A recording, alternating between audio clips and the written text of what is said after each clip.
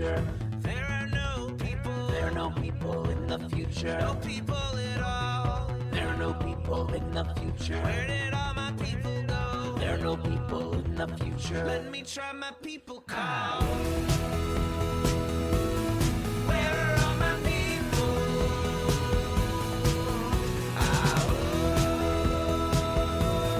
Where are all my people? I guess I'll fly away now. Hey, everybody, welcome once again to this Friday Politics Roundup. Yes, it is March 4th, 2022. Welcome to Raging Chicken's Friday Politics Roundup. This is Kevin Mahoney, creator and founder of Raging Chicken. Each week, we break down the good, the bad, and the ugly in state and national politics. Today, we got a little bit of a special show. We're kind of changing things up a little bit here on Friday, getting all going. You can help support this show by becoming a patron for as little as $5 a month. Head on over to patreon.com/rcpress. You can also help out the show right now by heading over to our YouTube channel if you're not there already. Smash that subscribe button, like the stream for this show, and hit that notification bell so you know every time that we go live. Now on today's show, right, today's Politics Roundup, I welcome once again, Amy Knect is back to the show. Yeah! Today's show we're going to be digging down into the great debate, now the universal basic income, and check in on some of the latest school board meetings at the Pennridge School District. Yes, Pennridge met again this week. Yes, they have to carry out that right-wing extremist experiment somehow. There it is. Anyways, earlier this year, Philadelphia announced that it will begin a very limited guaranteed income pilot program as soon as this month. I guess it's waiting on some approvals at the state level. The pilot program would give a maximum of 60 people about $500 a month for 12 months. 60 people were drawn at random. And, this is in a kind of a part of an increasing number of experiments that are taking place at municipalities kind of around the country to looking at guaranteed basic income as a way of kind of ensuring, one, getting people out of poverty, ensuring that there is a floor, right, that people are not just cast aside.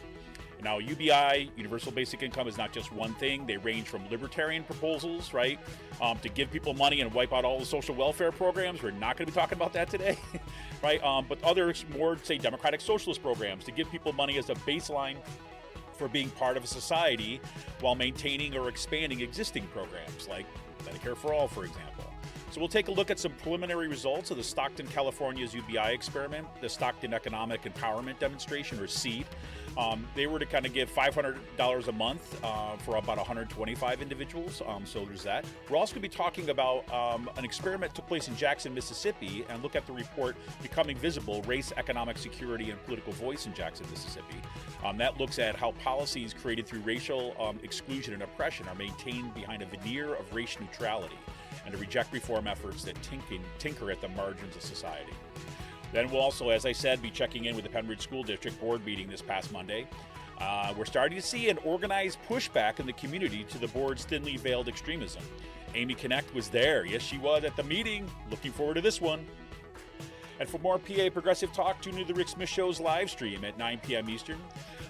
Check him out his YouTube channel, Twitter, Facebook, and subscribe to his podcast wherever you get your podcasts. Head on over to thericksmithshow.com for all the latest across all his platforms. And it's official, yes, you know it, Season 2 of the Sisters of the Night Caucus podcast is flooding the streams. You can find it on Anchor, Spotify, iTunes, or wherever you get your podcast. The amazing PA women stirring the political cauldron behind this podcast rock the house, and they know where the bodies are buried.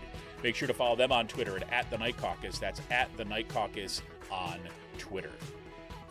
Special shout out goes to Jonathan Mann, of course, who wrote our intro song, There Are No People in the Future. Check out all his great stuff on his YouTube page and follow him on Twitter at SongAdayMan. That's at SongAdayMan on Twitter. Please do check him out. And sorry, I was just looking for something that I just can't seem to find right at the moment. Also, when I'm attention gamers out there, the Game Inn is a Quakertown-based Black family-owned gaming store. They're friends of the show, and they've got everything from N64s, the latest consoles. They're video games for all platforms, loads of collectibles, action figures, and Funko Pops. Yes, and kids get a discount with every A on their report card. Check them out on their Facebook page and follow them on Twitter at the Game Inn. Got a question about a game, looking for something hard to get, shoot them a message or drop them an email at thegameinpa@gmail.com. Look, everybody, if we want a progressive future, we need progressive media. Support Pull No Punches, homegrown progressive media today. Become a patron of Raging Chicken for as little as $5 a month. Just head on over to patreon.com/rcpress and choose your membership level. We're here for the fight, and we need you. Become a patron for the price of a good beer once a month. Help keep the media in the movement in the media. Become a patron for as little as $5 a month by going on over to patreon.com/rcpress today. So without further ado, let me welcome back to the show Amy Knect. Amy, how you doing this morning? Hi, I'm doing good. Yeah, it's like it's been quite a week once again, and we've got like so much stuff that's going on. And it almost feels like a kind of a bit of a break in this week of insanity, especially with what's going on with Ukraine, to actually start looking at, programs that are actually looking to build the future, right? And not just tear it down. So. Oh yeah, definitely. I think this is, I think the past couple of years, these programs have been a really big silver lining within amid all of the chaos that's happened. Yes, exactly. One thing I did want to mention, if I could put this here, I forgot to mention at the top of the show notes. I want to let everybody know that on Monday, as part of Out to Coop Live, I'm going to have Alyssa Bowman on the show. Alyssa Bowman is a researcher at a progressive watchdog group called True North Research, and she's been looking into the dark money behind the concerned moms groups that are emerging everywhere and taking over school board meetings and advocating for some extremist policies. And some of those groups have also been mobilized to try to push back against Joe Biden's nomination for the Supreme Court. So we'll be looking at that on Monday at 7 p.m. That's Alyssa Bowman. Looking forward to that discussion too as well. So Amy, let's get into it. I mean, so we have, basically we talked about this when you were on the show kind of a few weeks back now. We were originally planning on doing this, and then kind of it seemed like, all hell would continue to break loose every chance we got. But, it seems like an important thing because a few weeks back, we saw actually a few months back, Philadelphia announced that it wanted to move ahead with this guaranteed income, this pilot study, guaranteed income, that was going to be work, I think, with 60 individuals, I believe. Yeah. And to check it, I mean, it's a very, very limited study, but looking at the possibility of bringing guaranteed income as a policy to Philadelphia as a way of getting people out of poverty. That's what kind of started us off on this. And you, of course, have done a bunch of kind of research and looked into a bunch of programs across the country. So we'll check into that too as well. So what do we know about this, about what's happening in Philadelphia? I know it's pretty sparse at this point, but what's your understanding of where we're at? Well, I mean, basically, there's been a lot of movement with UBI programs, especially within inner cities, large major metropolitan areas. So I think Philadelphia was definitely on the list to be looked at. The city hasn't been doing well for the past couple of years. Crime rates are up, poverty rates are high. So I think that this experiment is going to be good for the city of Philadelphia. I'm hoping that it's executed in a manner where a lot of these other programs are being executed. They're community based, right? They're not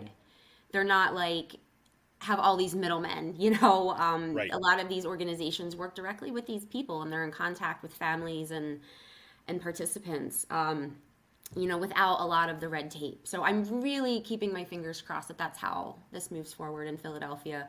Because I mean, the like I said, the poverty rates are they haven't been very good, right? Like there was a couple of studies that have been done by, who was it? The Pew Charitable Trust did a study in 2019 on the state of Philadelphia. And it was basically going over numbers between, 2011 and 2017.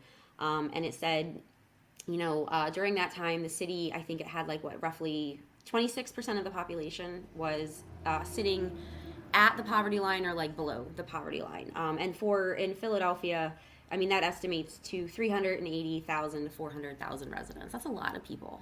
That's a lot of people. That is a lot of people, right? And I mean, especially, in Philly, we just, they have the economy. I mean, I'm not well-versed enough to tell you exactly statistics on how the economy is doing overall, but they have had a decline in jobs, right? I mean, you just had the closing of the former Philadelphia Energy Solution Right. oil refinery, which, basically ousted about 1,000 workers, I would say, of refinery workers and stuff like that. But see, even those type of industries weren't really helping, the people that this type of program is going to be reaching out to, right? Like these are people that weren't, they weren't hired at PES, especially in South Philadelphia. So it was pretty segregated. 100%. And you make a good point. I know we were back and forth a bit with the show, and you had been doing some research on this too as well. And you kind of mentions like some of the history. I mean, Philadelphia. Not only is Philadelphia one of the poorest major cities, kind of in the country, it's also one of the most segregated, right? And that has a long history that goes back to the redlining all the way back in the 1930s and so. Yeah. Which is so we've got these kind of racial and economic kind of overlapping kind of like oppressions, exclusions, exploitations that are going on there in Philly. Oh, definitely. I mean, the Philadelphia Inquirer had put out an article, front pager, back in October of 2021, and it was talking about, that Philadelphia is actually one of the most diverse cities, but it is one of the most segregated, and that's crazy, right? And then Exactly. I have this copy of this newspaper, and it lists, it was a Sunday paper, and it gives you a whole map of Philadelphia and the breakdown of racial composition and stuff like that. And then when I was looking at these reports from the Pew Trust, if you take their information and kind of like overlap it on top of this map that the Inquirer had put out, I mean, it pretty much matches up, right? So right. I'm going to say, the whiter the area in Philadelphia, the higher the income levels, and, the darker, so to say, areas of Philadelphia are showing definitely, subpar income levels, which, there should be no reason for that, right? Like, that's policy right there. 100%. And so, I mean, we're going to look forward to this now because right now as we were talking about before the show, I guess the pilot is, they were talking about in the article that they had on this in WHYY saying this could roll out as soon as March, which we're in March right now.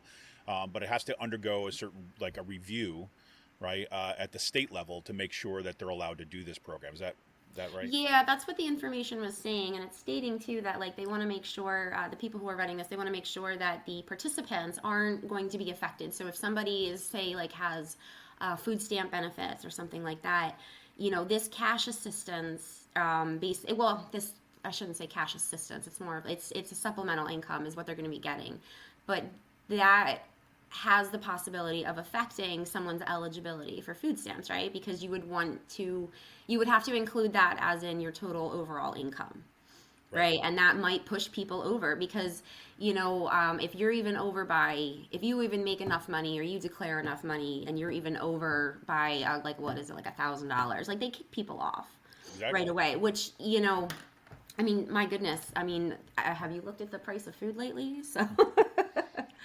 So that's a really important factor, and I think that's a really good development. I think waiting for this approval just to make sure that there aren't going to be, these other issues that pop up, right? Because there's always that other that happens that somebody's like, oh, well, what you were talking about with the libertarian approach to it, right? It was we're going to give people this money, but we're going to take away everything else. And that's going to have to suffice, right? And that's not going to work because these programs, I mean, people are getting $500 with the Stockton Economic and Power demonstration. I mean, their families are receiving $500. With the Magnolia Mothers Trust down in Jackson, Mississippi, it's $1,000. But I mean, as anybody other than perhaps the politicians understand, I can't live off $1,000 a month. I couldn't live off of $500 a month. So to take away any other program would just it completely defeats the purpose. Exactly. Because this is about economic empowerment for people, not to make it. This is not okay, I'm gonna give this and then take away this. This isn't like that. 100%. So before we dive into these programs, right, we're kind of exactly what you're at. Let's kind of take a step back here, just so that we're kind of setting the table, so to speak, with what we're talking about here. So if you're kind of talking about universal basic income or guaranteed basic income, what are we actually talking about? What does this mean? Well, a basic universal income. So I would look at it like this, right? don't look at it as the government or the state is paying you an income to live off of, because it's not that. It's more of like a baseline, right? Like a basic universal supplemental income of some sort. So it's a baseline. That's all it is. So it's a lot of like, think of like how we got a lot of people receive the child tax credits this year. They receive this extra money every month. Great example. And it was a wonderful thing because it really, that extra money. So say if you got, I don't know, a couple $100, maybe up to a 750. It depends. But that's more or less what a lot of these programs, how these programs view universal basic income, right? Like, it's just a baseline for people. And then you include all of the other resources, all of these other social programs that are out there, right, to help people. Because it's not just about giving somebody, money. It's about maybe offering, finance literacy classes for people, because a lot of these, like, say down in Jackson, a lot of these single mothers down there who are receiving this, they haven't been able to complete all of their schooling, or they haven't had the chance to educate themselves, right, on simple things of like even in just simple investing, or even just how to properly manage bank accounts. And that's something that, is very important. It's vital to include with these type of programs. But that's not all of them. Some programs, it is more or less just a cash, it's cash driven, because that's what people say that they needed. But like I said, it's all just a baseline. And I think that's how we really ought to look at it. This is not about the government paying every little thing for people. Right. And I think that, what's really important, and the bigger kind of discussion around UBI too as well, is that, Amy's already alluding to this already. It's like, you've got this range of proposals, right, that those are on the kind of the right, the libertarian right. They basically see this, okay, yeah, we're going to give people, say, a couple $1,000s a month, right? Couple $1,000s a month as their kind of the UBI, but then we're going to like basically wreck the welfare state, right? So, and they see that as a cost saving measure, right? Where they can reap more profit, right, for themselves, right? So as a redistribution of, like, it ultimately works out to be a redistribution of income upwards, right? Because you're basically removing these kind of huge areas of kind of social programs. That's on the libertarian right. On the other side, more on the left-hand side, is kind of like to say, no, look, as there's like, I think there's two versions of it. One, we got a little bit of this when it came to Andrew Yang's campaign. We got a little bit of this when we heard about it in the Green New Deal. And we see some of the kind of utopian version. That's something like this. The Andrew Yang version is like, look, the robots are coming. And again, this has been a trope that's been around since, like the beginning of the 1900s, right? So the robots are coming, and then people are going to be put out of work, and then you can't just let people starve, so you got to give them a universal basic income, right? And that's kind of an important thing, because there is, a degree of automation that is actually going to have an impact on displacing jobs, although the research on that is very, very mixed, how much that actually happens, and to what ways it happens. People get displaced for jobs more by kind of international policies that allow for kind of the globalization of labor, but we can get into that for another time.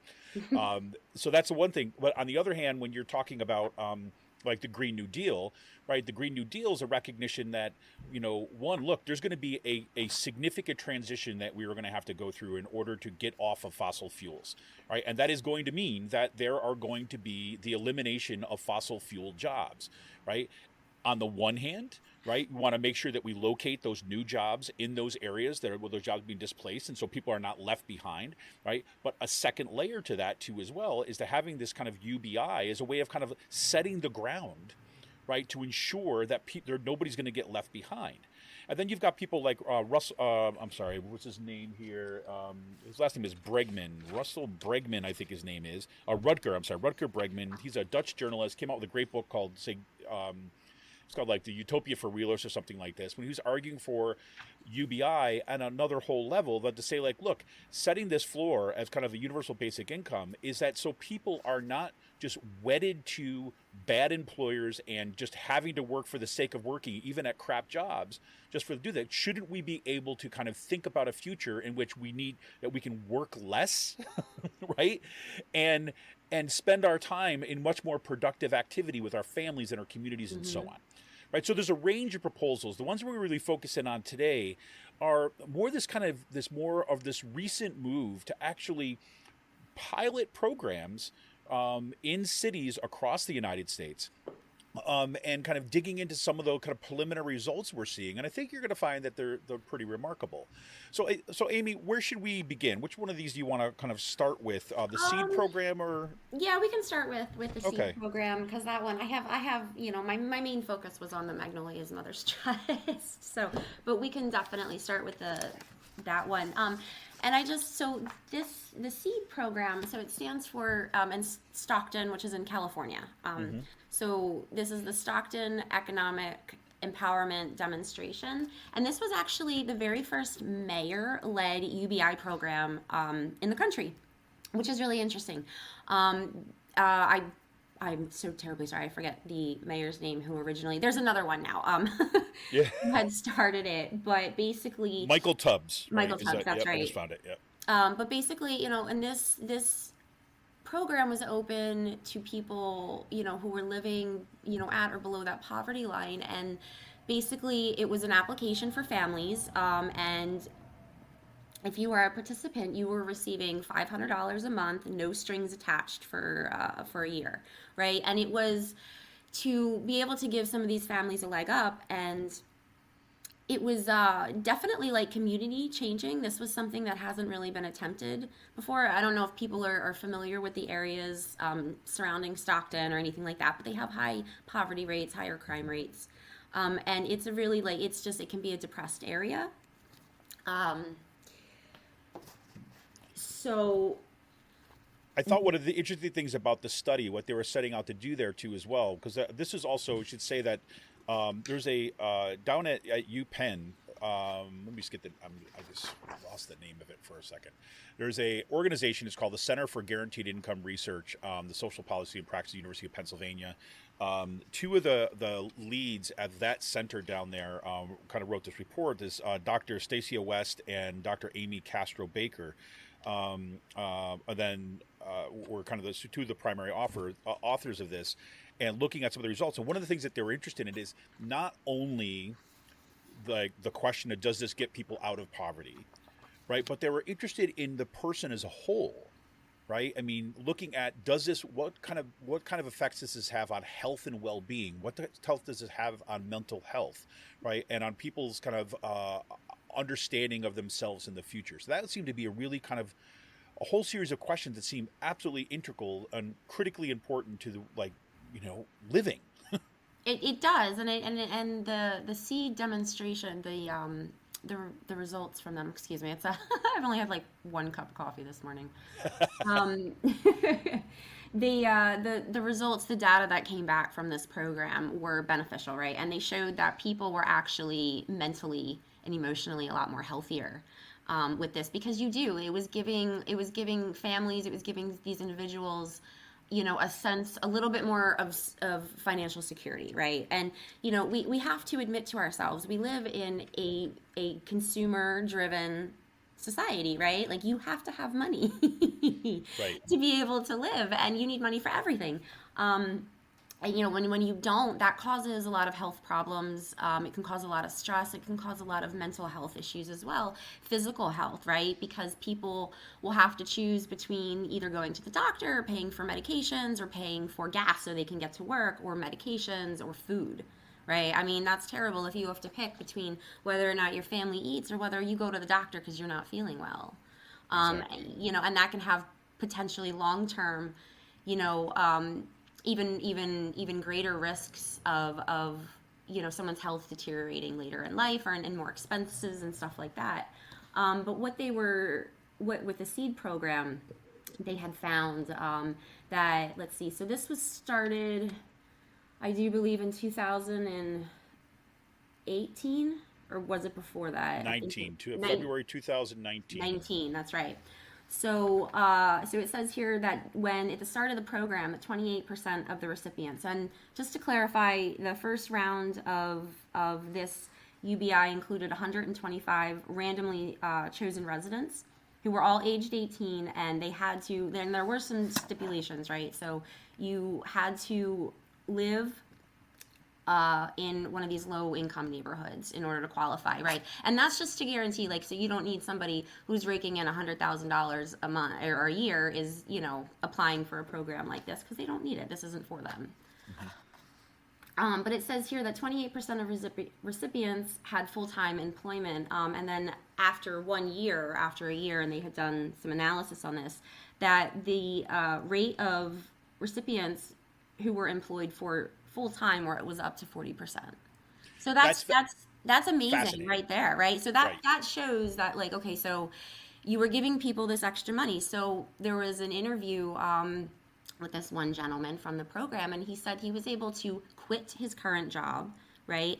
That extra $500 gave a little cushion room for him to go out and look for another job that made more money or had better benefits or had this, right? So he was able to elevate himself in a few months' time just with these simple payments. I mean, and that's to me, it's like, it's so simple, right? Like, it's so simple, it almost makes you want to question, like, well, there has to be something else, right? Because we live in this society where everything is so complex all the time that sometimes, like, just these simple solutions to things, right? Like, people are stating that they need cash. They don't make enough money, and that's what they need. They don't need all these other things sometimes, or they need a combination of it, right? Like, and that's where it really comes down to. But another benefit, right, that was analyzed by the SEED program was, providing for elderly folks who are on an incredible, like, fixed income, right? Who definitely, you hear reports of them having to choose between medications. You hear of people dying because they can't afford their medications. Exactly. I think it's just fascinating. It's like, because one of the big, the big knocks when, just people are just being reactive to something. They're like, oh, you're just going to give people the money to be alive. They're going to be lazy and they're not going to work, right? It turns out that it's exactly the opposite happened, right? Yeah. Number one, like, the people, like, a lot of the people that were in this study, for example, like you said, were already employed, right? And then you find an increase in employment afterwards. Because, like, my friend Rick Smith, he would always say, is like, look, being poor is expensive. Yeah, right. Because, it's ironic, right? Because it's expensive both in terms of time, but it's also expensive in terms of money. Like, you don't have access to kind of like say the cheaper good foods that you would in kind of in some other areas that are not poor areas, right? You have to pay for your transportation half the time every single day, right? Mm-hmm. You have to, there's a whole bunch of things that you have to do. And then the drain on your time, if you actually want to get like one of these programs, or you want looking for some assistance, then you have to kind of like find where you can take off from work, right, and spend several days of learning how to go through this paperwork, meeting with kind of government offices and all this other kinds of stuff. What this does is basically say, no, we're just going to give you this baseline. Well, it's what they're doing. They're trusting people, right? Exactly. Who are saying, like, we need more money, and they're trusting people to know what to do with it. Right, which a lot of times that's what happens. And I had mentioned before, that there's other, like, within the Magnolia Mothers Trust, they've expanded and they're offering all of these different type of resources. But that's because that there's such a lack of that in, like, say, the public education system down in Mississippi. I mean, that's something we could get into on a whole nother level. Mississippi, ranks pretty far down there. I think it's like either 50th or 49 or 48. It's right there. Their infrastructure is just terrible. It really is. It's incredible. And so, like, to the end of the seed thing, and I want to kind of turn to the Magnolia Mothers Trust. I know that's your bread and butter on this one, right? Because it's really fascinating. And but looking at this, and so some of the other key findings they found, right, from the seed study, was that, one, obviously reduced income volatility, right? That it enabled recipients to find full-time employment, which we've already talked about. We found out that recipients of guaranteed income were healthier. They showed less sign of depression and anxiety and enhanced well-being. And it alleviated their financial scarcity, creating new opportunities for self-determination, choice, and goal setting and risk-taking. Things like people starting their own businesses, right? People kind of like caring for others in the family, so the whole family becomes healthier, right? Mm-hmm. It was really fascinating to see not just the kind of the financial bottom line that you could kind of like easily determine on a spreadsheet, but looking at the study of the whole person. right? And say, what happens when you trust people with money? What do? Do they just sit on their couch and kind of eat Cheetos? Well, turns out no. It turns out they do those things that they were prevented from doing because of the way that we deal with poverty in this country. So let's turn, I mean, talking about like that whole person in this kind of approach, let's turn to the Magnolia's Mother's Trust, because I know you've done a lot of work on this. And so just kind of walk us through the program, give us an intro to it, and then what got you focused on this? What are you interested in? And some of the findings of that program. Well, I mean, to be perfectly honest, I started doing research on this the other year. It was for a college class. It was for a women's history class. And I was trying to look for a different focus. And I was researching the UBI stuff, was kind of like all over the news and everything. But I came across this program, and I really thought it was interesting because it's a targeted UBI program. So it's not. So I shouldn't even call it a UBI. It's not a universal basic income. It is a targeted supplemental income program, but for a very particular reason. So this was started by the Springboard to Opportunities, which is kind of, it's like an umbrella organization, which is basically all about the empowerment of the people, right? And there's a whole bunch of different programs underneath of it, and it's all about uplifting communities, uplifting people, fighting combating poverty. And one of them is the Magnolia's Mother's Trust. So this program was headed by Dr. Aisha Nyandoro, right? She's an amazing woman. If anybody's interested, you should definitely go and check her out.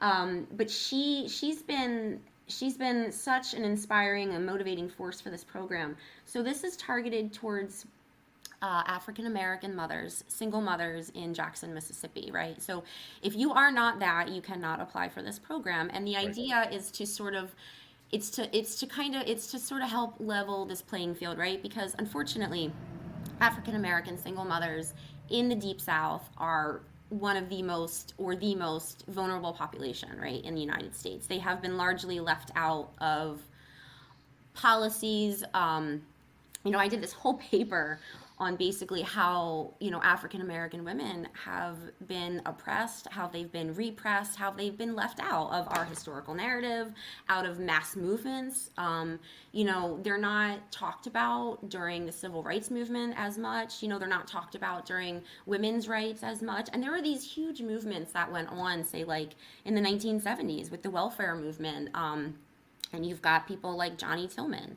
and Fannie Lou Hamer. And I think that, like, I didn't know any of that stuff, right, before I took this women's history class. And I was so enraptured with the idea that there was this organization that was just giving money to these people, because we've all been taught otherwise, that, like, that's not a good idea to do, right?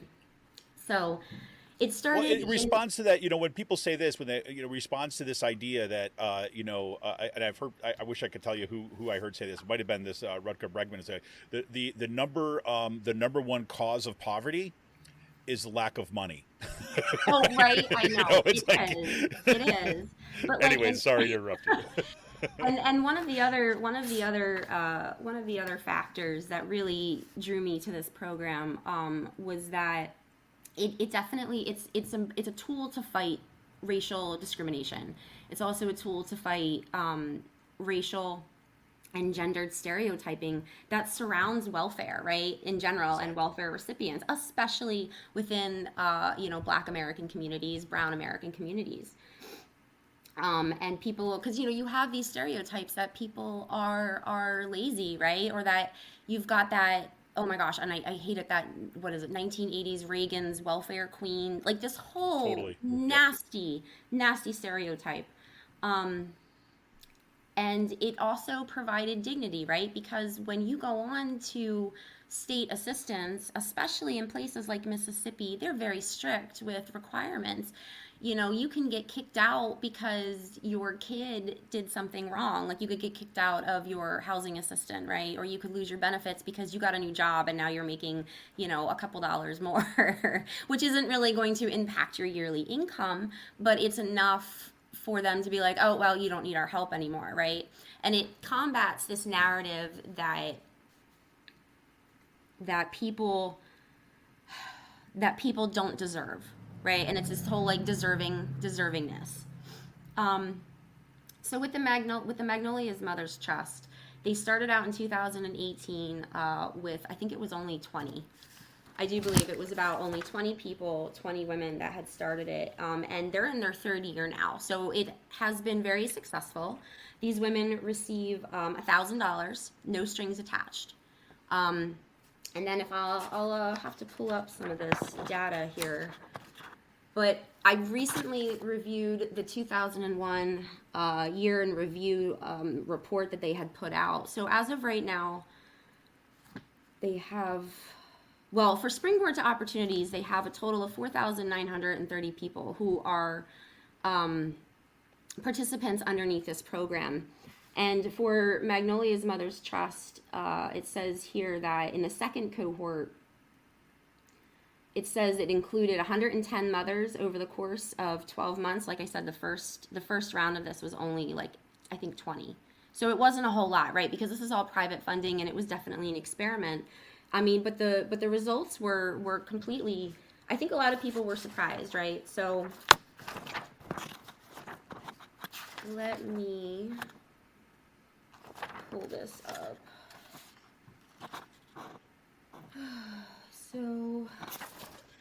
So you had mentioned a report, right, that had got put out by the creators of this program. So you have Aisha Nyandoro, you have Rachel Black, and Alita Sprague. Mm-hmm. And they wrote this report about addressing the root causes of poverty in Mississippi and the need for this supplemental income program. And, you know, so paired with, you know, the state of Mississippi's ultra-conservative legislating body, Black women were being kept in a cycle of poverty and being punished for it, especially within the anti-poverty programs, right, which are supposed to help, but they're not. And, you know, within these programs, there's a deeply entrenched belief that poverty is solely a consequence of individual choices, right? And it's not that. It's poverty, or it's policy choices. And, you know, the Magnolia's Mother's Trust basically allows these women to kind of like circumvent some of these restrictions, right, by giving them that $1,000 a month. They can afford that childcare, so maybe they don't need the state assistance for that, right?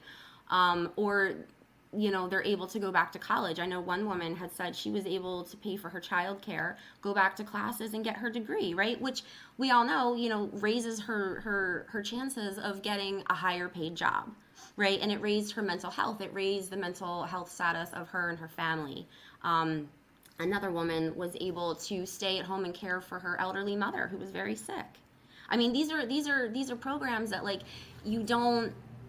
these are things that happen to everyday people, and a lot of people are stuck being like, I don't know what to do, and they get stuck in a cycle of poverty, right? Because they apply for assistance, and then the second they, like, so what if they get laid off of their job? Well, then they get kicked off of assistance because they're not working.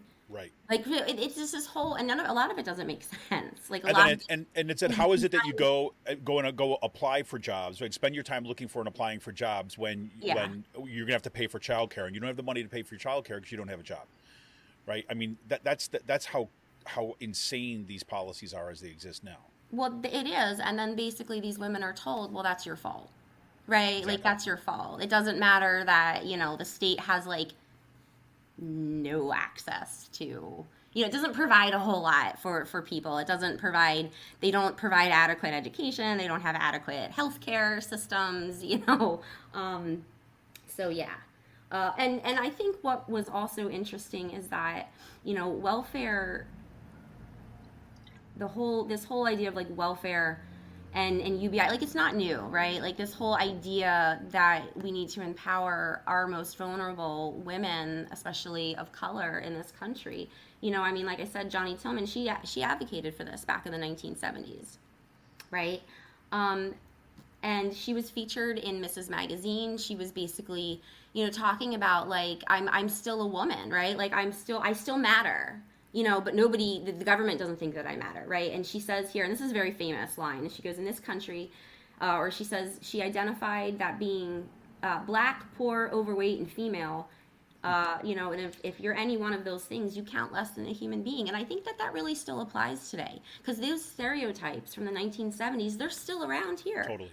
I don't know if you recall when I had done when I had dropped in on Andy Meehan's one one meeting with their candidate, he had talked about the political candidate. He had talked about cutting costs, right? Cutting costs at the state level, and basically what he was alluding to was cutting the cost of social programs that they felt were like hemorrhaging money, right? And so that's code for basically stating, you know, we're going to get rid of all these social programs because we don't need that. And that's what happened. And that's what Johnny Tillman and women like her were fighting for. And that's Yes. what people like Dr. Aisha Nandoro are stating with these programs, and especially in the Deep South, right? Like, these are women who have just been basically thrown to the wayside, and society is like, we don't care. You know, we don't care. We're not going to give you money. We're going to keep you, we're going to subject you to this cycle of poverty. And there's so much that goes into this, right? So like in the essay that I had written, I talked about all different types of oppression, economic oppression, right? Like even simple things that go down to the tax code, which I am not skilled enough to dissect here. But there's all these little things, and it's all a bigger part of the systemic racism, right? And it affects everybody. It affects these women, because these people, like, there's no reason why these women aren't part of the workforce, and they're not part of society, right? We have so much to gain from it. And this is about community building, because it's not just helping these particular women. This is helping their children. This is helping their families. This is helping all of their their communities around them. So if you want, I can read off a few statistics too. Yeah, go for it. Yeah. So it says here that so for 2021, right, the ability of mothers that had participated in the program, the ability of mothers to pay their bills on time increased from 27 to 83%. That's a huge jump up, that they're able to pay that, whether they're using the money to pay for their bills now and then they can put stuff in savings, or whether they're able to go get a better job, you know? And it says here too that some of this, it says that the percentage of mothers who were able to save for emergencies increased from 40 to 88%. And then and the biggest one that got me, right, is that, because nobody wants to see people go hungry, is that mothers reported an increase from 64% to 81% in their ability to have enough money for food. I mean, that's just it right there. We have people living in this country, one of the wealthiest nations, one of the wealthiest countries in the entire world, and we have people struggling to put food on their table. Like, that doesn't make any sense, but that's the capitalist society that we live in, right? 100%. And I think that, this goes right back to, I'm reminded once again of and I say this on the show quite a lot lately, the Heather McGhee's book, like The Sum of Us, where she's kind of tracks some of the ways that these systems work, and at the brutality of, you have American capitalism kind of coupled with American white supremacy, right? And that kind of history, which is, of course, as an aside, why it's all that much more important, right, to be able to interrogate these things in our educational system, right? I mean, to be this as part of how we're thinking about this stuff. And, I'm reminded is that one of the things that I find so fascinating and so encouraging about these programs, this one in particular, because you have the kind of data, and it's a significant, and this is the other thing too, it's a significant number, and it's ongoing, and it's not just like, say, 500, it's like, you got a nice payment, right? For here, which allows a whole bunch of other things. And the other part of this, right, and I always remember these debates between like the free market versus the state, that doesn't really, I think, really capture the way that both the state and the free market work together, right, to kind of perpetuate a system of oppression and exploitation in the way they do. Like, now I think that's growing up as, a white kid, right? But, there's a time where my sister is mentally handicapped because of medical malpractice, which I've talked about on the show before. My parents got divorced when I was about 5 years old, and that immediately cast us in poverty, right? Because like my mom couldn't work because my sister was handicapped, and because after this stuff suddenly we're kind of thrown into chaos, right? So we had to rely upon things like food stamps, right, and kind of and all this assistance, and we lived like that for a while. And again, for us, we were lucky because when my mom eventually got remarried, we were slowly able to kind of dig ourselves out of poverty. So by the time I was probably 13 or 14, they both had, my stepfather and my mom had teaching positions so that they could actually start to pay off all the kind of the debt. It took them years to do that, though. But the point being is that one of the worst parts of that experience, right, other than like powdered milk, which I could still taste it when I say it, okay? Yeah. Other than that, and wondering if we're going to have enough money or what kind of food we're going to have, or having neighbors come by and drop us off, because they were also like, picking up extra spare food and cheese food down at the kind of distribution center and handing us their extras so we had something for that week.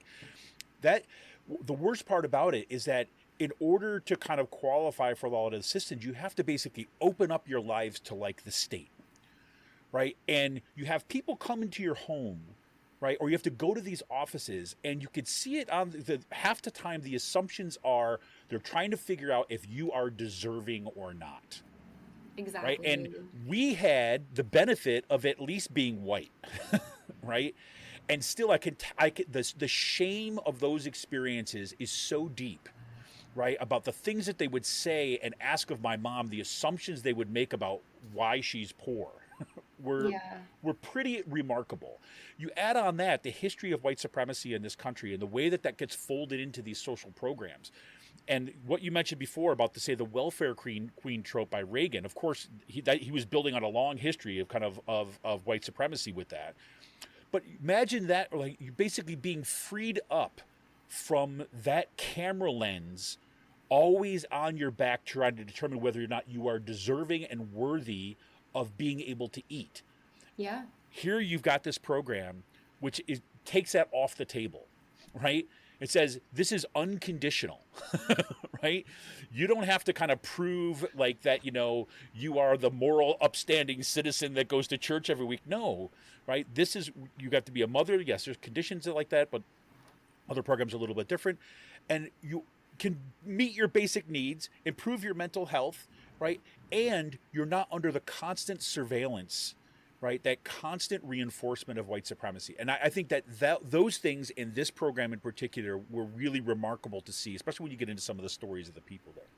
Yeah, definitely. I mean, and especially in the Deep South too, right? Like there's a history of strong racial discrimination, this economic oppression as well, which is something that I had touched upon a little bit with it. Well, I mean, that was basically my whole essay, but it was one of these like contributing factors too, right? For the need for a program like this. According to the National Women's Law Center, in 2016, 21.4% of all, of Black women were living at or under the poverty line. And that included 1 out of 6 children. 1 out of 6 children are living in poverty in the United States. And out of that statistic, you have 1 out of every 3 are African American or of brown or black skin. And then for women too, I mean, the stakes are even higher. I mean, you've got 38.8% of black female-headed families, that with children that were living in poverty.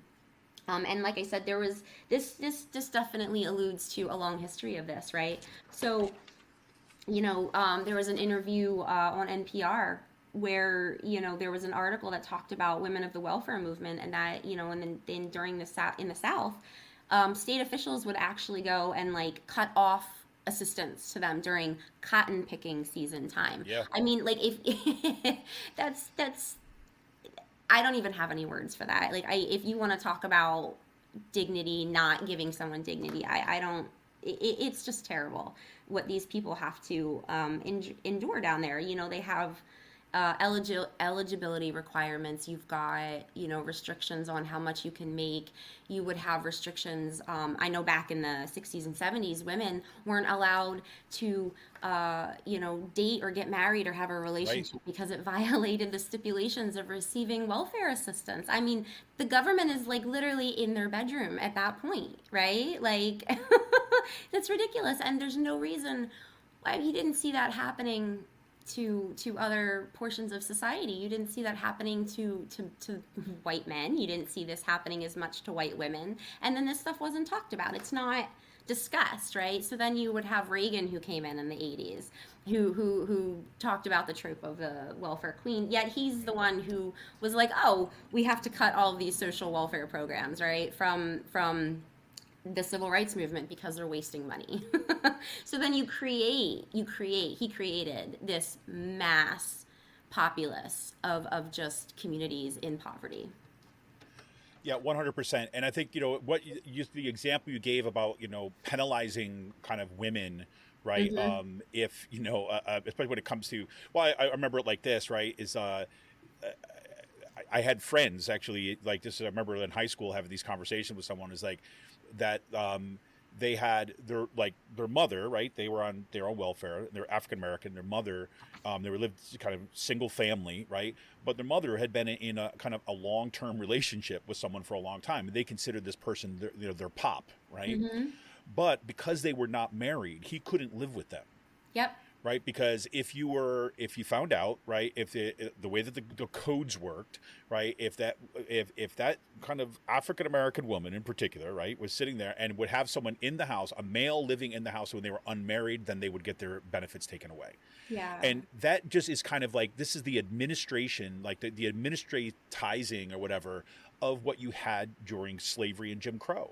I mean, when we had the kind of destruction of families there, this was kind of rolled in. I remember like Michelle Alexander's work, right, on this, when the new Jim Crow, where she tracks the way that systems of white supremacy and the slavocracy in American capitalism have gotten rolled into different forms to produce the same results.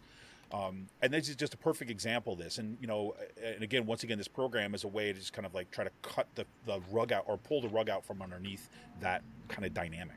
Oh yeah, definitely. I mean, and like I said, these practices, like, so, this happens in a lot of different places, right? Like, this isn't just in the Deep South, but in the Deep South, in these, and I'm going to say in these former Confederate states and these states that actively, fought for segregation and Jim Crow and all this, like, I mean, these things are still happening, right? These types of repressions, just this all up in your business, right? Like, all the time sort of thing. But like they even say, like, so Springboard to Opportunities, the organization who's overtopped the Magnolia Mother's Trust, found out, they identified by talking to people, right? So they went out, the people who worked for them, they went out and said, asked these families, what do you need? Like, what do you need most? And cash, right? Cash assistance was the number one thing. And I had found out that, at least in Mississippi, because that was, well, maybe not because, but this being that it was one of the things that people needed most, it was also one of the programs that was being systematically eroded, right, by the Mississippi legislation since about 1996, which then you have this trend, this rising number of families in poverty, right, in deep poverty. So it rose from 1.9 million in the year 2000 to 2.9 million in 2017. So, and when they say poverty is a policy choice, this is like right here, like that's what that means. 100%. I mean, I don't know how more clear it could be, right? Exactly. So yeah, and then I want to say too, so this program was going on through all during the coronavirus, which actually was an incredible blessing for a lot of people who were able to. It says, the program was able to be a major lifeline to a lot of these women. And they were able to provide themselves with basic necessities. A lot of people lost their jobs during the pandemic, and people who were right on that line, living paycheck to paycheck, may not have money in savings, right? Because if you're living paycheck to paycheck, there is no money for savings, right? Like you're definitely, you're trying to calculate which bill needs to be paid, in a week or so, and you have to diversify your money like that. And then during COVID, as we all know, it had just exacerbated all of these problems, right? Any type of structural injustice was exacerbated. Oh, I can't talk this morning. You know what I'm trying to say. I gotcha. Exacerbated. Thank you. I'm worried what would happen if I tried that word right now. I'll tell you. I know. It's been that kind of week. So, yeah. Yeah, 100%. I mean, this is just great stuff. Well, is there any other kind of takeaways that you'd want to kind of like talk about here? I don't want to kind of like push us beyond it before here because I just find this No, this I stuff don't. I don't absolutely want to fascinating. either. I understand. I wish I could go over so much more. Like I mean, because like I said, I did an entire essay on this. There's so many factors, right? Like there's so many reasons about why this is a good idea, but also to so that like I said, the major difference between this supplemental income program, the Magnolia's Mother's Trust, it is targeted, right? Seed is also a targeted basic income program. So the university, it's one of those days. Universal.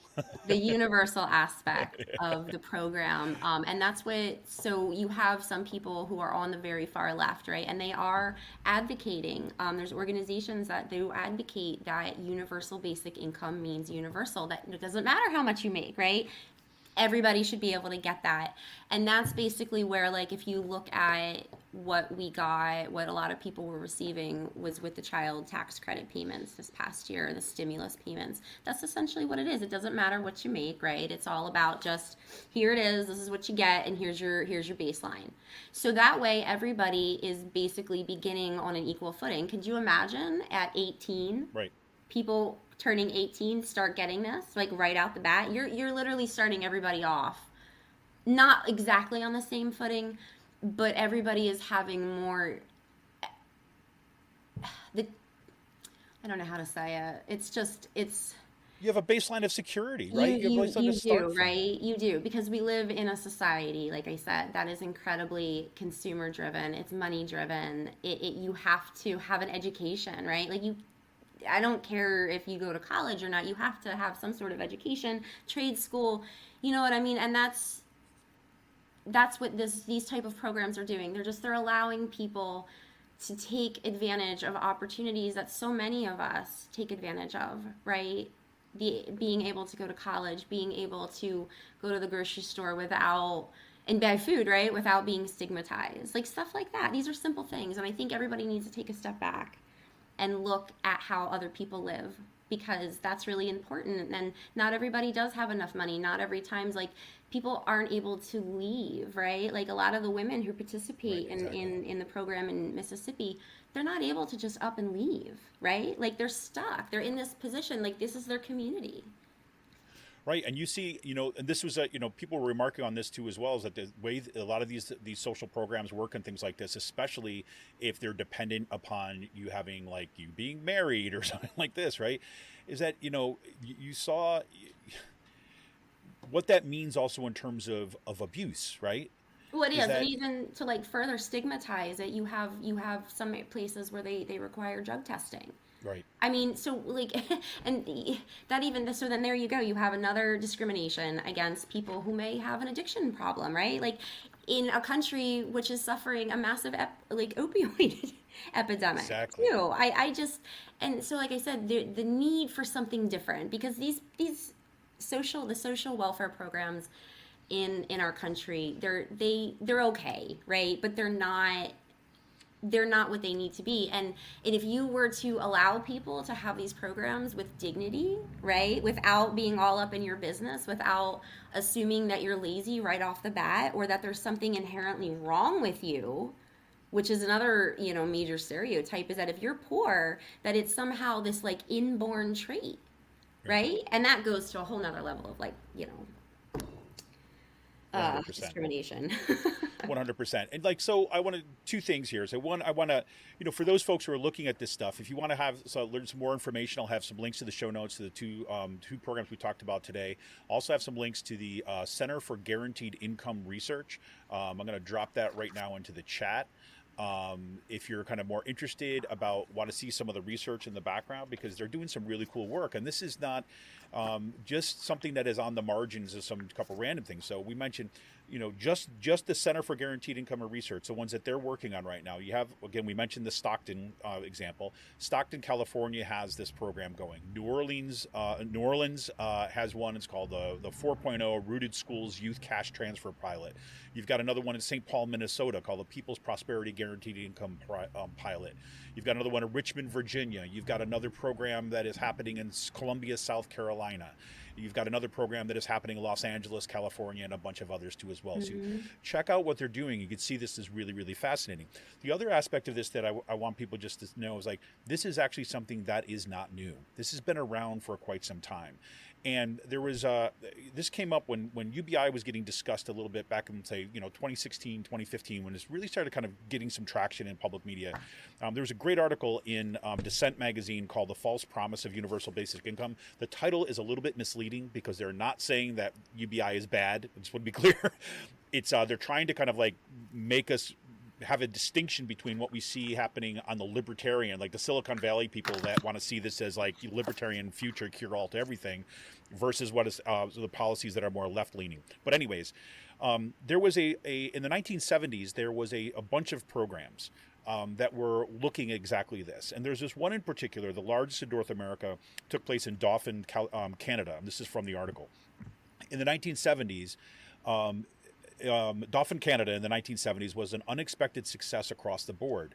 When people were guaranteed an income above the poverty line, around $19,000 a year for a family of four, they stayed in school longer and spent more time with their families while hospitalizations, domestic violence, and mental health complaints declined. In 4 experimental programs across the United States around the same time, meanwhile, people consistently worked fewer paid hours and put most of their spare time into parenting, independent artistic pursuits, and education. It turns out that people aren't indolent when they aren't forced to work, though that'd be such a terrible thing, they say, but they just do the kind of work they actually want. And a bunch of this research went, and a bunch of those research was just kind of like, they started these programs, they found tremendous success, and then it kind of disappeared. And why? Well, in this article, they make clear it's really, in some cases, it's a political problem, not a programmatic problem. And one of the things I think was really interesting, they say the problem isn't that basic income doesn't sound good, it's that it sounds too good to be true. This, in fact, is one of the basic income's biggest political challenges, getting people to take it seriously. Politicians tend to be wary of endorsing such seemingly pie-in-the-sky ideas. A much-discussed referendum in Switzerland last summer, this is 2016, proposed a basic income, a significantly higher baseline, but resulted in a defeat, with 70% of the voters rejecting the plan. But none of the major national parties would back it because they were worried about the political implications. What I think we're at a really interesting moment right now, where you have like the Center for Guaranteed Income Research at Penn, and you've got a bunch of these programs that are now ongoing, right? The ones that Amy has highlighted in particular today.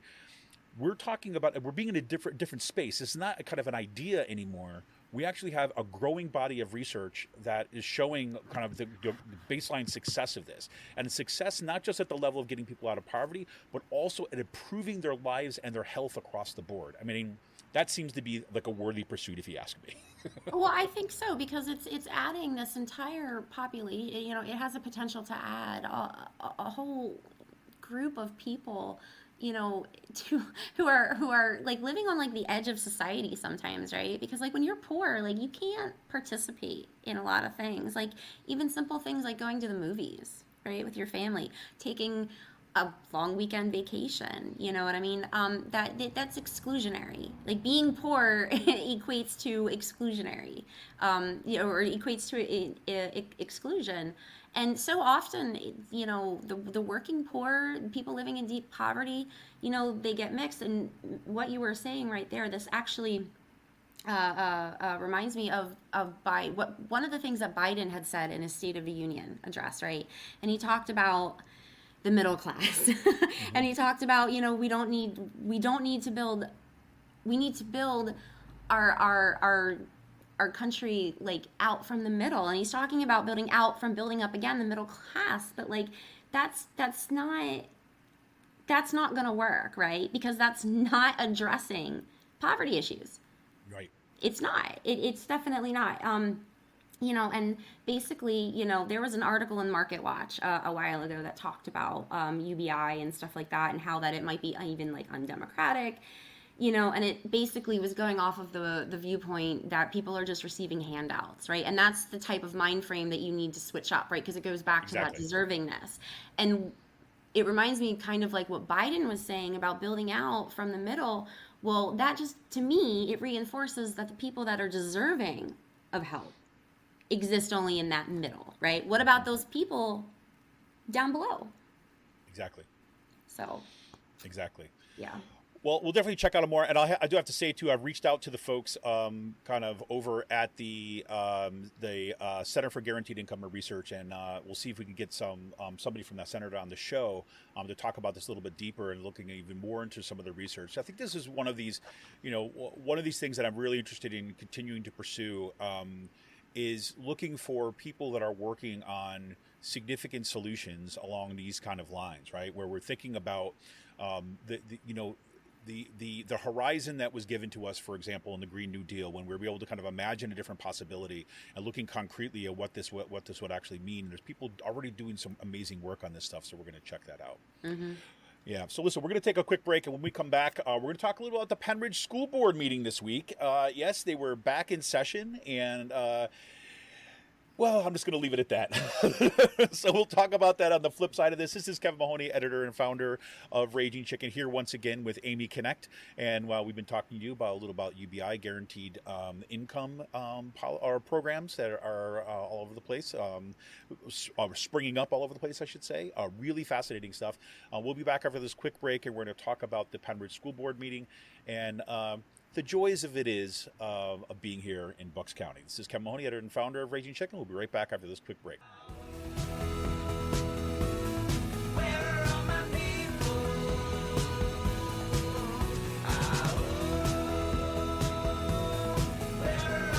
Hey everybody, welcome back. This is Kevin Mahoney, creator and founder of Raging Chicken, here once again with Amy Knect. And it's Pennridge School District time, everybody. How about that? Yes, they had another school board this meeting. And Amy decided to, spend the time with the Pennridge School Board. So why don't you take us through kind of what you saw? I mean, I was able to watch the recording of it afterwards, but how would you characterize what went down on Monday? It was definitely contentious. I have never been to a Pennridge School Board meeting, obviously, but I went. There was a lot of people who were talking. There was a lot of people there, and from what I gather, there isn't normally that many people, even like during right now, still at these meetings.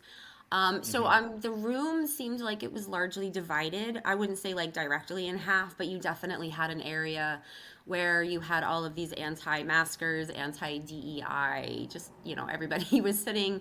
And then you had another section where you had like the King family, and they were there, which is also one of the reasons why I had went too. There was a call of action for community members to come and support them. So I thought it was important. So I went over to the meeting. I was accompanied by Jamie Davis. She was a former school board candidate for up here in Palisades. Who rocks? Mm-hmm. Yeah. So we went. I had gotten there a little bit late. So I had walked in on someone they were speaking. But basically it was kind of a mix. There was a good amount of people that were speaking against what had happened at the previous meeting with that community. Right. If people are not familiar. Yeah, people are not familiar with that. Check out our show from last Friday. We kind of go through the kind of everything that kind of happened at that community meeting. Yeah. Yeah. But anyways, sorry to interrupt. So there was basically, like, and a lot of the stuff that I was hearing from people is a lot of the same stuff that you hear at a lot of board meetings right now, right? Like, at least in Bucks County. You had somebody who was talking about how the meeting the previous meeting on that Wednesday was totally inappropriate. This person was like chastising the board on their behavior, but then jumped right into, advocating for the dissolution of the community committee, and then also that we were not a systemically racist country. So you had some of that. You had another person who was up there kind of screaming and yelling about DEI, and they want the committee to investigate issues in the district, not DEI. There was he was so disappointed. And he said basically like that the community had major disdain for DEI, which isn't true because there was a whole group of people from the, Pennridge community who were there. Right. advocating, for this, because that was the whole purpose, right? That of establishing this community committee, right, was to investigate the need, and to further, I guess, in the inclusion of like DEI policies and stuff like that. I mean, that's my take or whatever of why this community committee was happening in the first place. But then to find out that they've been, working on this for months and nothing has happened. But I gotta tell you, probably, I think the worst behavior came from Joan Cullen. Yes. At the school board meeting, I was rather appalled how she reacted to people speaking. She wouldn't make eye contact with people. She wouldn't look at them. She was very just, I don't know. She's very cold. She's a very cold woman. Mm-hmm. Well, you find, I mean, Joan. For those of you who don't know, Joan Cullen is the chair of the board of chair of the school board. And we've talked about her on the show before because she is really the tip of the spear when it comes to the kind of the takeover of that school board among kind of the extremists.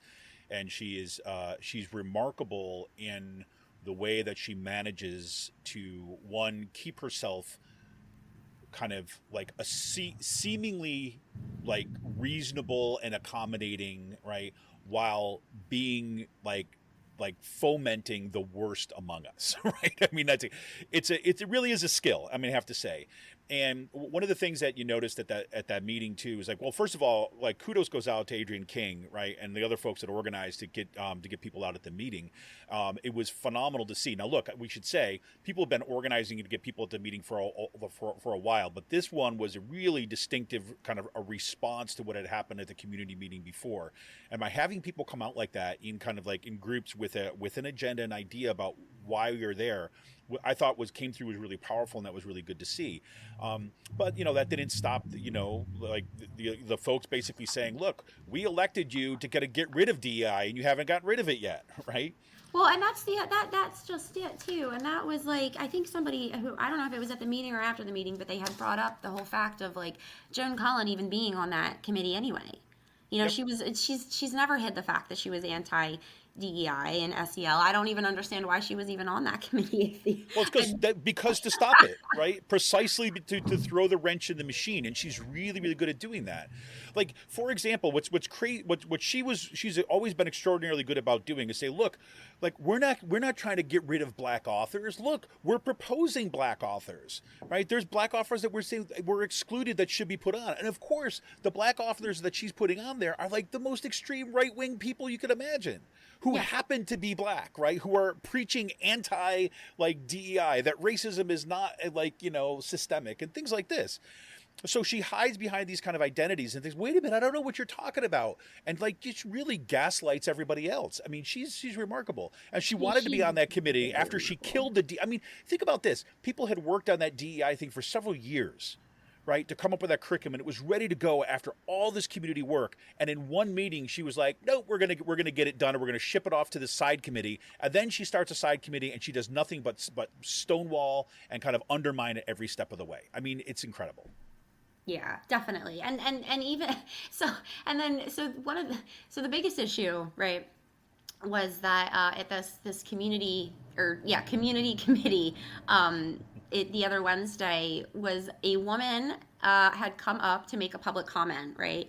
And she ends up attacking Dante King and his wife and their business and this, a nonprofit that Adrian King runs.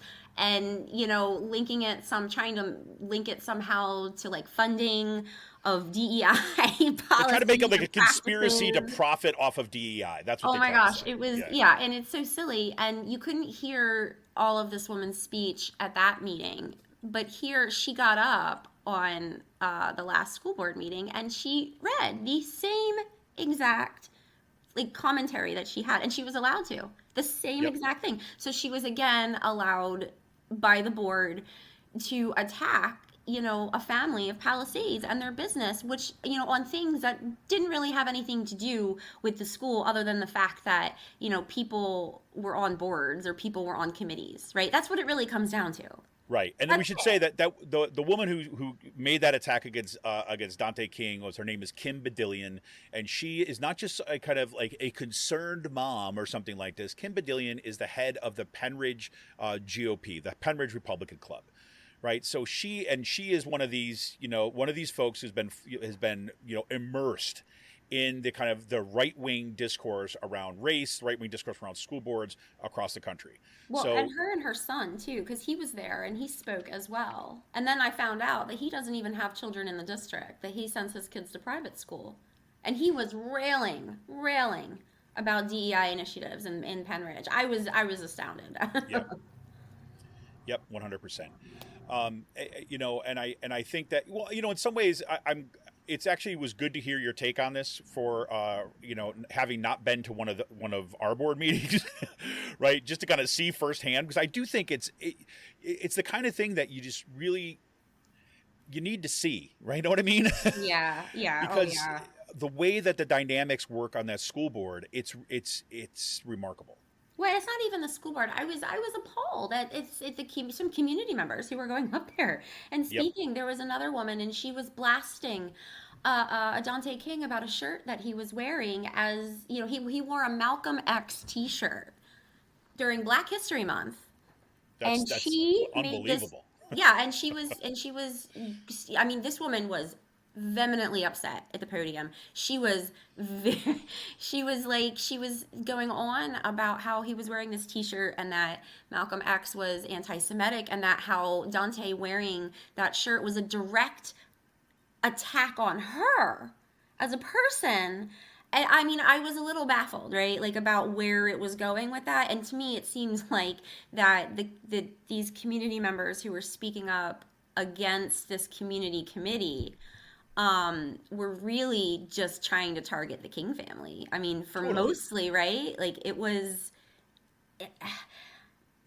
that's what I got. And then at one point, Adrienne King gets up and she starts talking, and she's talking about the Anti-Defamation League's no hate, no home, or no place for hate, right? So the Anti-Defamation League is basically an organization that was started to prevent hate speech, anti-Semitism, like all of this. Mm-hmm. And Adrienne King gets up and she's just like, nobody wants hate. I don't want hate. And she asked people to stand. And the woman who was going on and on and on about the attack of yelling about Dante wearing a Malcolm X T-shirt.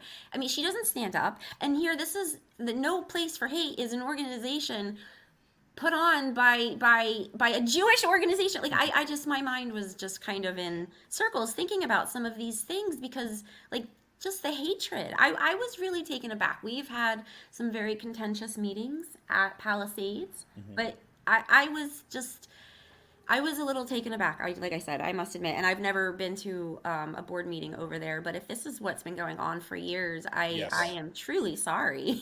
It's remarkable. Well, look, I mean, it's like, one of the things that there's a few ironies that come in here, which of course, hypocrisy, like on the right, hypocrisy is just kind of what you eat for breakfast, right? I mean, it's like, so it doesn't register as something like that they care about, right? They have no shame when it comes to this stuff.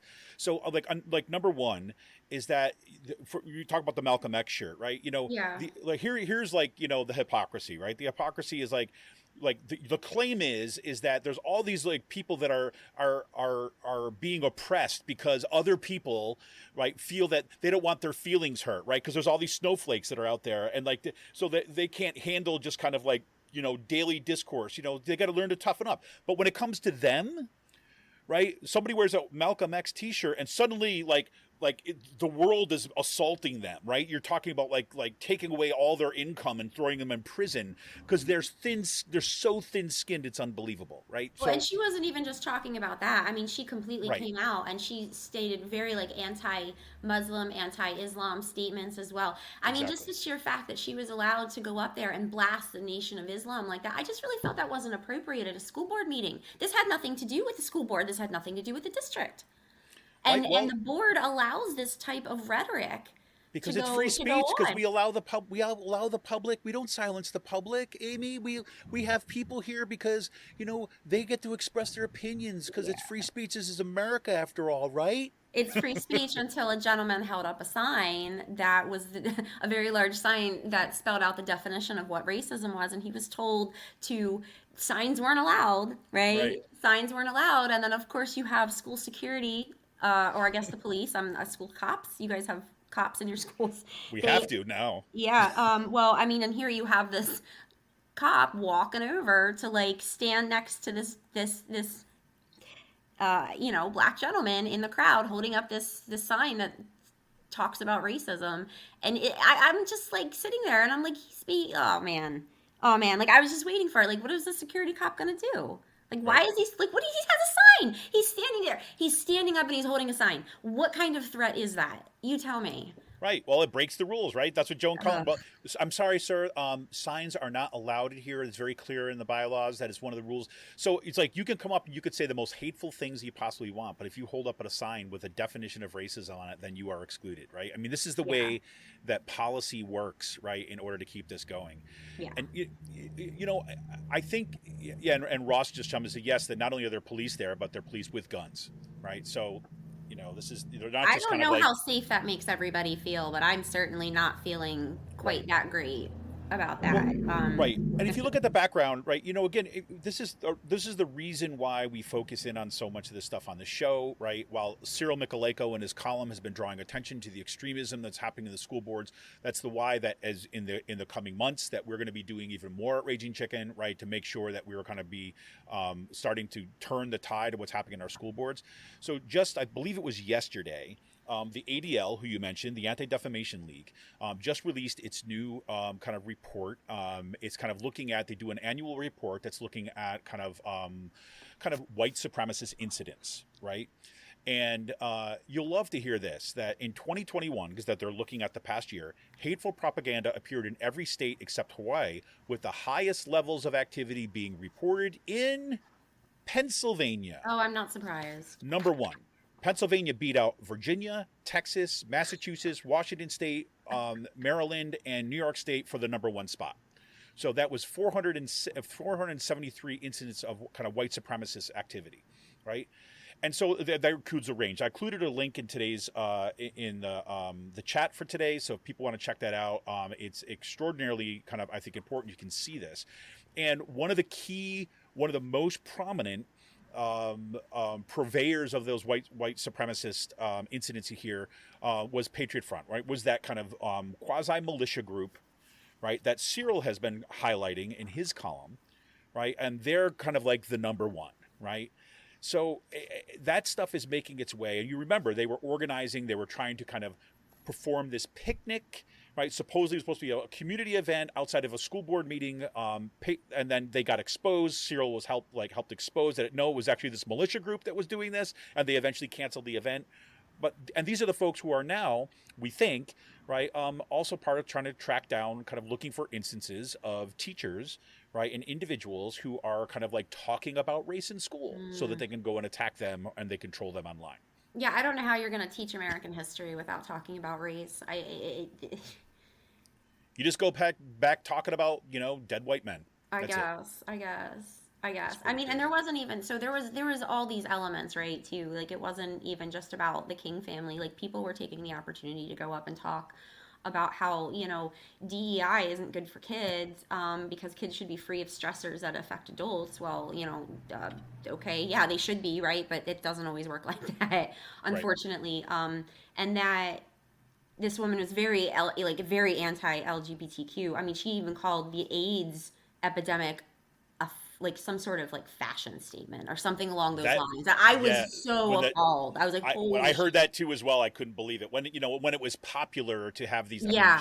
Yes. Yeah. I was like, I mean, so like I said, like the amount of just arrogance and hateful rhetoric coming from these people who obviously don't give a flying shit about anything whatsoever other than their own little group of their little bubble, I guess. right? I 100%. mean, and then you had a student, you had this Indian American, I guess she was a student, and she was up there. I mean, how brave of her! And she was up there talking and representing a small group of people, Yep. right? Like up there talking, and then you've got these other people who are railing off about the Nation of Islam, and I mean they're not making people feel very welcome at this school, and they're saying, oh, but that's not true.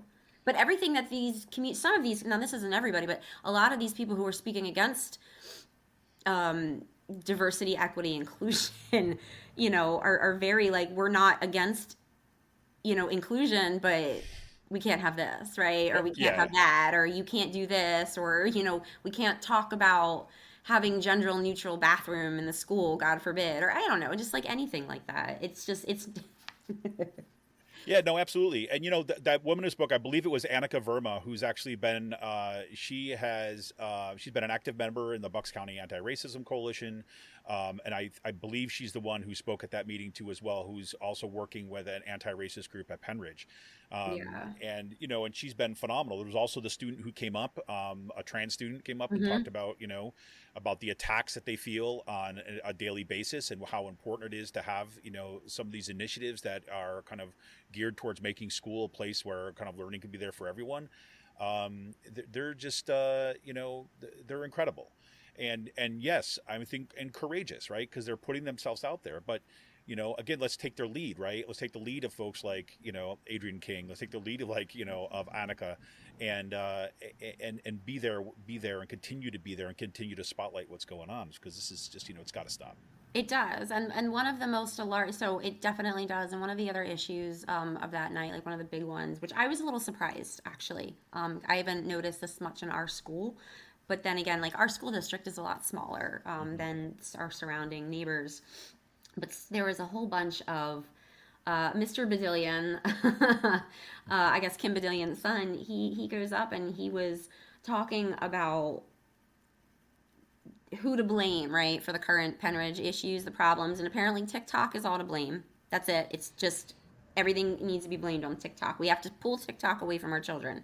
Um, but then he says basically too that like there's no God in school, so of course there's issues, right? So then you had another person come up talking about you know the problem about the district using that revivals, who is it, the Revivals Baptist Yes. Church. It's a church in the area who has tutoring services, and they offer them for free, which is fabulous, right?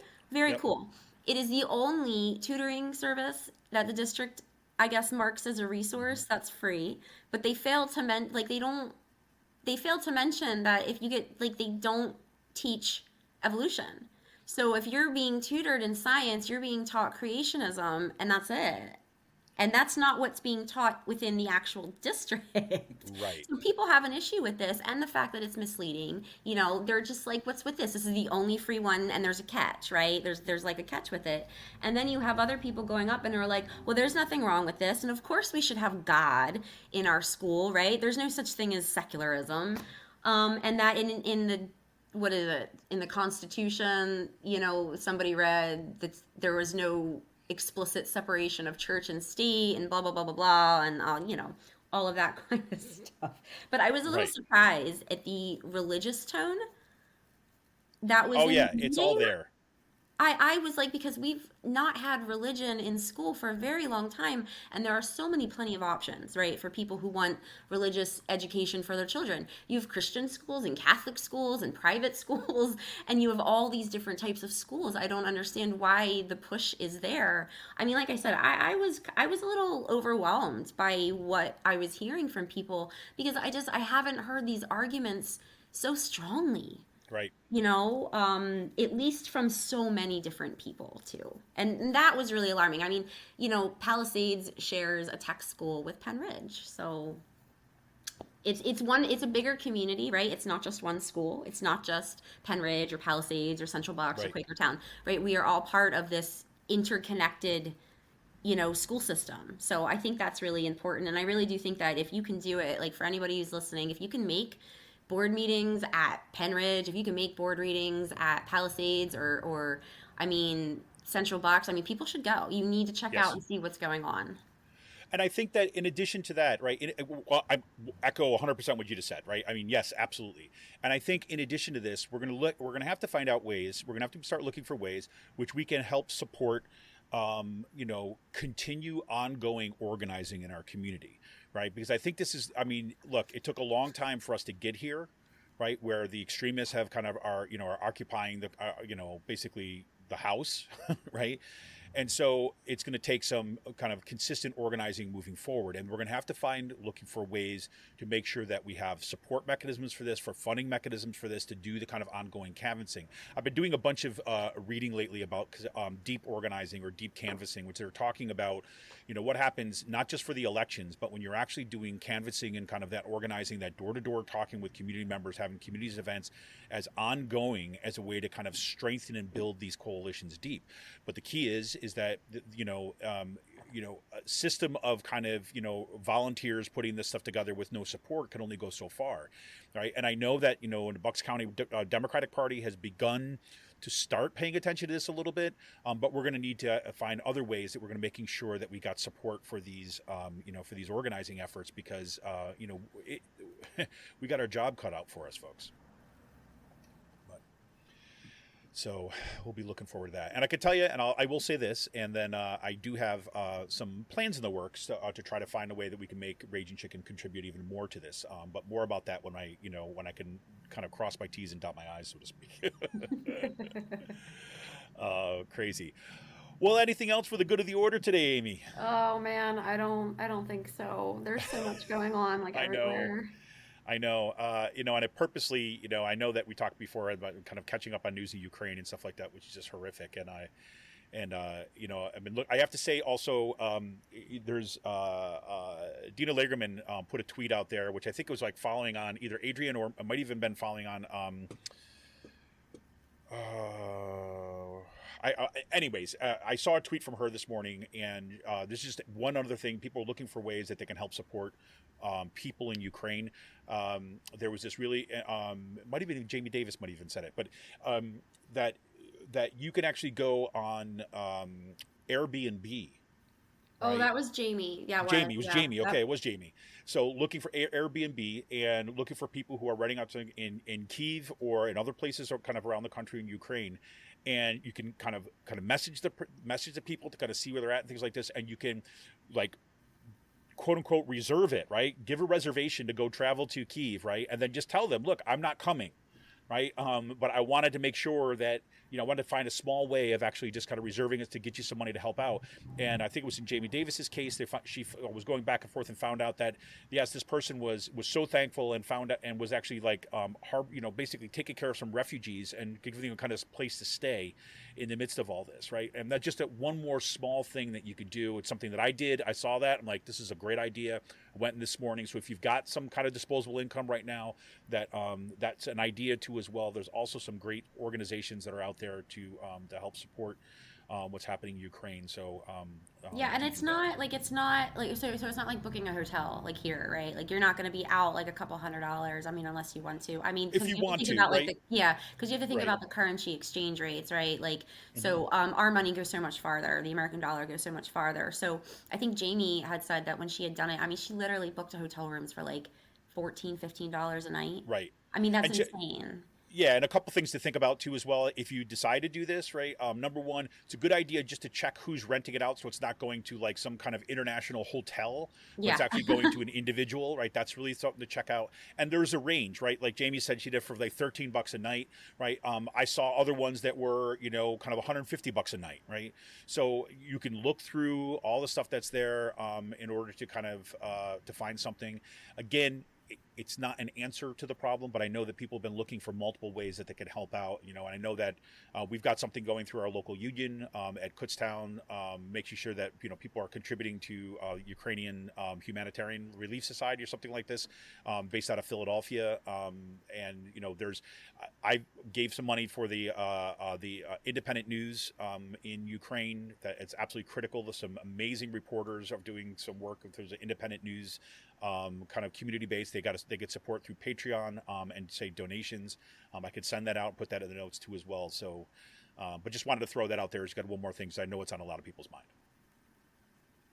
So, All right. Well, so there we go. We're off. We're off to the weekend. At least we can say that. So I hope wishing you an awesome weekend, Amy, and thanks so much for kind of taking the time out today to talk about this stuff. Yeah, definitely. And definitely regarding Philadelphia's UBI programs too. I'm sure within the next several months and within the year, there's going to be a lot of reports and a lot of analysis that'll be released, which will be very interesting to revisit. 100%. 100%. All right, everybody, this is Kevin Mahoney, editor and founder of Raging Chicken. Thank you so much. Remember, tune in on Monday night on Out to Coop Live. We're going to be talking about the dark money behind the concerned moms groups and how they're looking to kind of undermine our democracy. Again, see ya!